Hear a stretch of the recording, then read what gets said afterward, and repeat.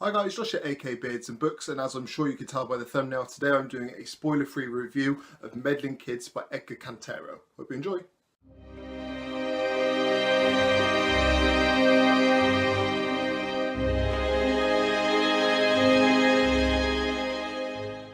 So guys, for those of you that follow me on social media, especially Goodreads, you'll have probably seen me talking about this book quite a bit anyway. I quite regularly update Goodreads, and this has been my latest read. I really enjoyed this book. From what I saw, it's got pretty much mainly positive reviews, and I'll give you a full breakdown now as to why I think that is. So firstly, plot. So the story of Meddling Kids, we follow the Blythen Hills Summer Detectives Club, mouthful. What that is essentially, it's a group of kids who, they're like teen detectives that solve mysteries. It's very much based, or at least it seems like it's very much based on Scooby-Doo, an old school Scooby-Doo. So we follow the group of kids who have now grown up into young adults. I think they're all in their mid-20s or around that sort of age. And at the start of the book, we see how they've aged. They've all kind of gone their separate ways, gone on their own path, as it was. But there's the one case of, I think it's the Sleepy Lake? Yeah. There's one case called the Sleepy Lake Monster, which has kind of haunted them, and it's stayed on their mind through the years as they've gone. So we follow...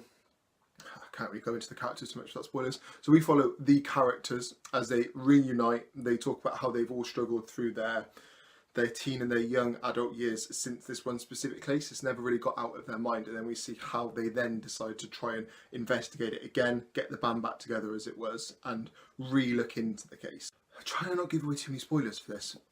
It's a really interesting book. The writing style from Edgar Cantero was really funny. It really suited the style of book. So what type of genre is this? I suppose it technically is kind of like a paranormal horror thriller, but there are a lot of comedy elements thrown in as well, as you'd expect with something that's kind of Scooby-Doo based. The writing style is really good. It really suited the style of the novel and the characters. The characters were all really well fleshed out. It'd be interesting to talk to someone that's read this as well, because the characters, obviously, from where it's based on Scooby-Doo, but it's not an official Scooby-Doo book, they all have their own new names. And it's kind of obviously suggested which characters are which. You know, they might have orange hair, the same as other characters. They might be the smart one, the same as other characters. The pretty male leader, the same as other, obviously the dog, you know. And then there's the slightly more goofy character. So it's made very obvious which characters are which, but they all have their own twists and takes. It's not carbon copies. So it'd be interesting to speak to someone who's also read this book to see how they felt with the characters, especially someone that used to watch Scooby-Doo. So I watched a lot of Scooby-Doo as a kid, and I really appreciated the way that Cantero made the characters his own, but also left enough of the original characters in there for you to easily tell who they were, especially the dog. I mean, they did have to change the dog. The dog is a Valderrama in this rather than a Great Dane, but I suppose copyright couldn't make it too obviously a copy of Scooby-Doo, so it is what it is. I flew through this. I think I picked this up about 5 or 6 days ago. I picked it up just after Christmas. Luckily, I had plenty of relaxing time, as I'm sure hopefully a lot of you have as well through Christmas, so I managed to plough through it really quick. It's 440 pages, so it's a good size. It's just under what I think most people class as a big book at 500 pages, but it's well worth the read. There's some really interesting interesting bits in this, slight sort of fourth wall breaks, I suppose. There was one bit that just made me laugh for some reason, where a chapter finished, and then starting the next chapter, the author said that it looked like the characters had finished, but they started a couple of sentences down. It was kind of, I suppose, as fourth wall breaky as a book can be, but it was just done in such a comical way that I personally really enjoyed this. The author's actually Spanish. I looked them up after. There's a bit of a blurb in there that you can you can read through that explains the author, and English actually isn't their first language. You can't tell that at all. There's no, I'm sure there was a translator that helped, but there's no parts where I thought the language was a bit off or difficult to read. It was just really well done. It's one I actually really hope it makes it into a series. It was done really well.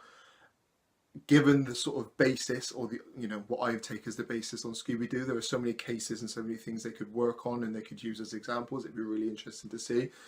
And when I say it's based on Scooby-Doo, why do I say this? Well, one, the title, Meddling Kids. You know, one of the first pages, there's a bad guy that's caught who's a bad guy in an outfit, the same as Scooby-Doo, who goes to sell, would have got away with it if it wasn't for you meddling kids, but gets cut off halfway through, probably because of copyright.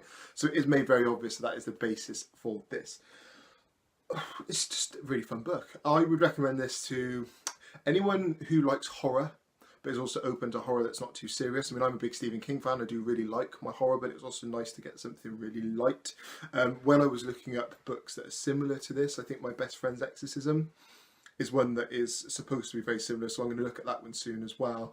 Just try and find, it's a genre I think I'd really enjoy to read, more like a fun horror. You don't get a lot of that. Horror's usually pretty dark and nasty, and yeah.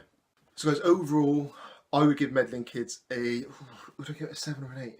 I gave it a 4 out of 5 on Goodreads. I prefer to rate out of 10 because I think it gives you more scope.